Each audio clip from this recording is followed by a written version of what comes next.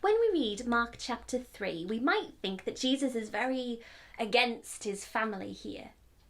But that might not be what's actually going on.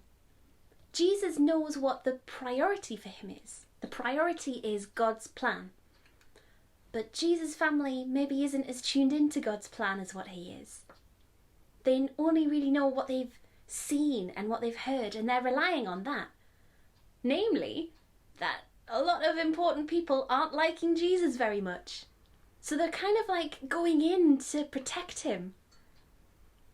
But actually, for Jesus to stop what he was doing, to kind of go home, to let it all cool off, isn't what God had in mind and isn't what needed to happen. We sometimes make this same mistake in our own lives. We rely on what we see rather than what we don't.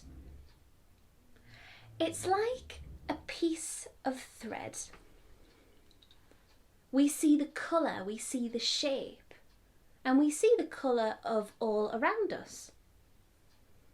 And when something is weird or different, we think that it's maybe not meant to be there. What's a random green doing amongst all these warm colours? That's not right. But what we don't see is how God pulls all these threads together, pulls events, people, things together to make a wonderful pattern.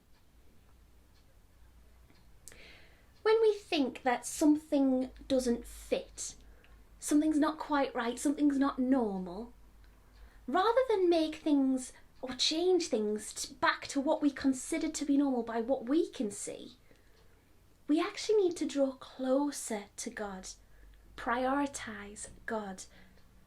What's God's plan here? What's the pattern? Is there something going on that's unseen?